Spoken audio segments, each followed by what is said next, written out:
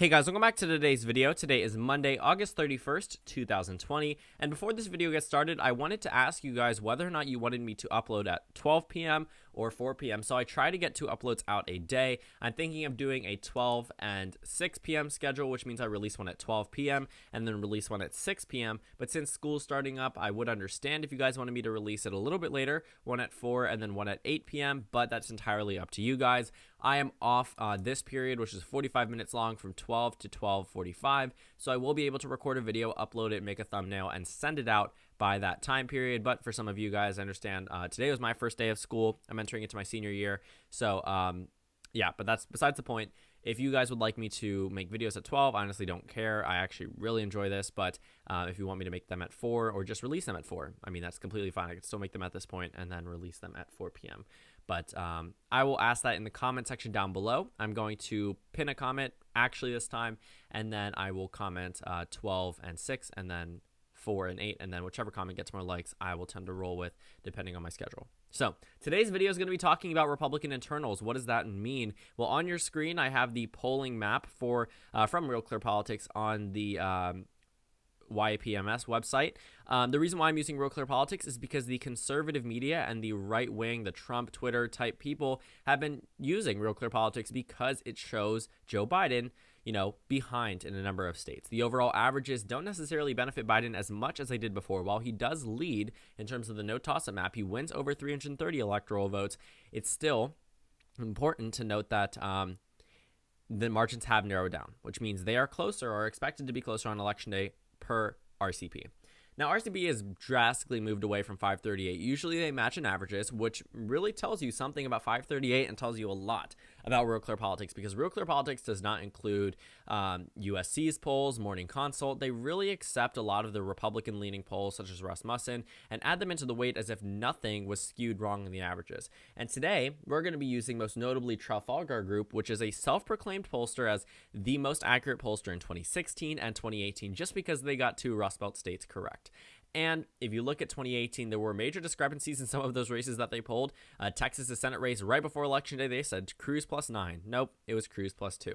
Besides that, there were a number of other races that sure they got the winner correct, but so did everybody else. So you can't really say that all of a sudden this is the most accurate pollster. Yes, they were right. They took a risk and it paid off. But now if you look at the demographics that they're polling, I mean, they're polling single digits Hispanic voters. They're polling double digits black voters, which actually matches the regular population. But when they're polling 13% black voters, and this is their most recent poll, by the way, in Wisconsin, 13% black voters, national poll, 81% white voters, and then, single digit Hispanic voters, when Hispanic voters Hispanic people make up 18% of the U.S. population. And it makes sense to do single digits for the rest of the demographic groups, but we're seeing minority groups consistently underrepresented in these polls, and they also adjust for a mistaken Trump vote that statistically wasn't there in 2016. There was no Trump vote that lied to the pollsters and said they were voting for Hillary Clinton, because every single state except for Wisconsin was outside the margin of error. And every state except for Wisconsin was inside the margin of error that was wrong. And only 4 states were wrong in 2016. This entire idea that the polls were wrong is just something that has to do with the media, because the media was portraying the election to be a landslide, whereas the data did not. But let's move past that point. We have 183 electoral votes where I have Republican internal data from. Now, not all of these states have Trafalgar Group polls. Most of them do. I'd say about 90% of them. But we do have some Civitas poll that was released in one state. But we'll talk about that once we get closer to it. So it is surprising to see Missouri and Louisiana as yellow, but to no surprise, these are easily Trump states. So it's a 16-point margin of victory for Trump in this state, and then according to Trafalgar Group, and then in Missouri, it's an 11-point win, which actually I think is pretty weird, to say the least. I mean, Missouri went by 19% to Donald Trump in 2016.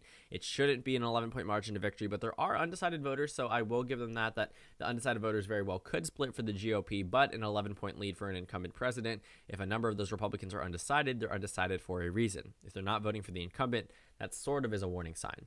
So Missouri's out of the way. Louisiana's out of the way. Let's go ahead and take a look at some of these these more competitive swing states. Now, this map will benefit Donald Trump. He does lead in a number of states according to these Republican internals. He's leading in Michigan by 1%, so that's a lean Republican state. That is drastically different than what the data suggests. Like I said, go on FiveThirtyEight and compare it to the RCP average. While Biden is only up by 3% in Wisconsin, on the RCP average, Biden is up, if I scroll down to it on time, by 6%. So there's a very big difference here. In the state of Michigan, Biden is only up 2.5%. In Michigan here, he's up 7%. So there are very big differences between FiveThirtyEight and RCP. But in the state of Michigan, I mean, this data swings at 7% in favor of Trump.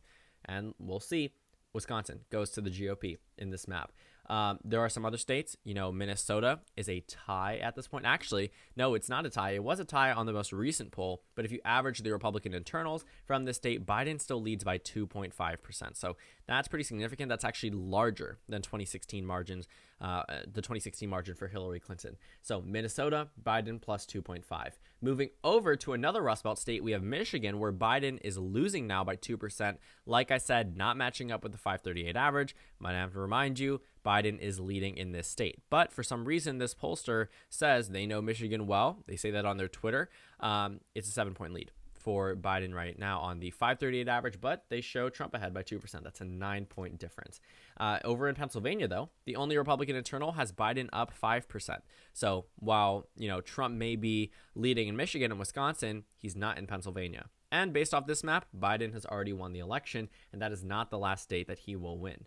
As we look down in the South, in the state of Florida, it is considered a tie. There is only one Republican internal, and it's a tie at this point. We look at the state of Georgia, and this is where Trump actually outperforms his 2016 margin by 1%. It's plus 7 for Donald Trump in the state of Georgia.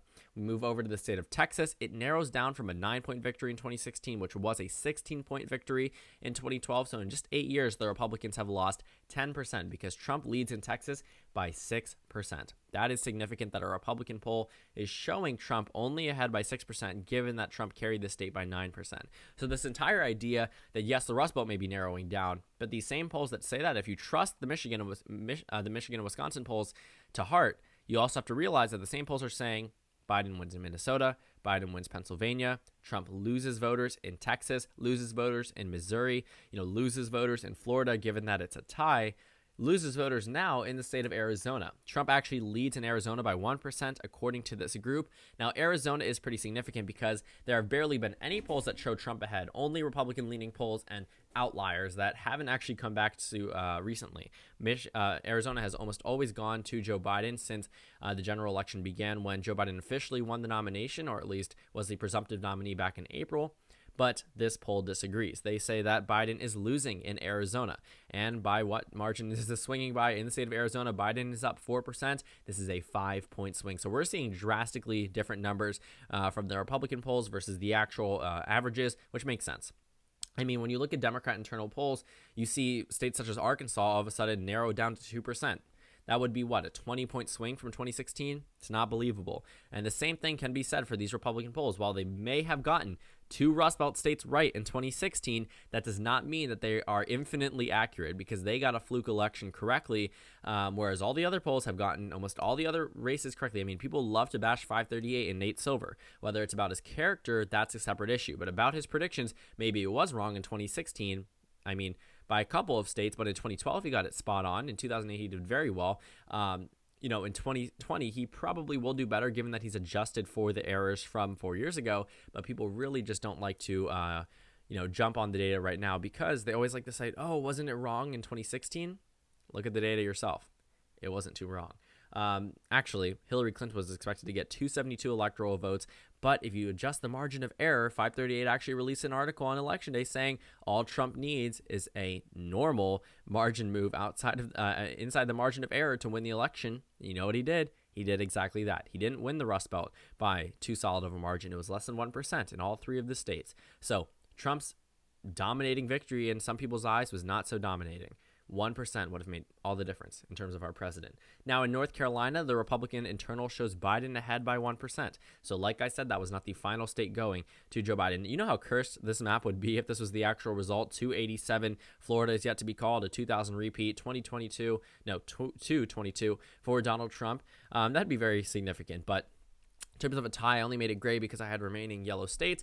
But this is the final map based off of Republican internals. Donald Trump still loses the election because we have to adjust for the fact that there are other polls and they haven't polled Ohio and haven't polled Iowa. But even if they poll Ohio and somehow Trump does get up ahead, you can take a look at this state and it does bring Joe Biden below 270, but it puts him at a tie, which means the incoming House of Representatives would decide it. And obviously we have to work with that one state, one vote type situation. But that puts Joe Biden at one electoral vote away from the presidency, which means, if Florida goes to Biden, he wins. Or if another state flips and is wrong based off these Republican polls, they all end up going, Joe Biden ends up winning the White House.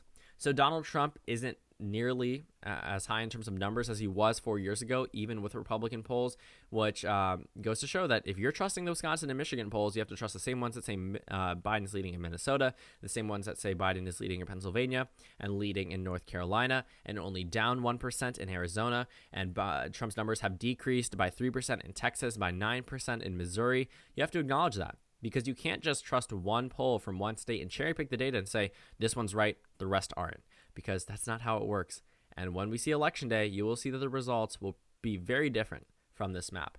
So thank you guys so much for watching this video. Make sure to comment down suggestions below. Subscribe on the left if you haven't already, and check out the Instagram and Twitter. At the bottom left of the screen, there's also a Discord link for you to go ahead and join. Make sure you go ahead and like whichever upload time you'd like me to use in the future in the comment section in the pinned comment down below. Again, thank you guys so much for watching, and I will see you all later today.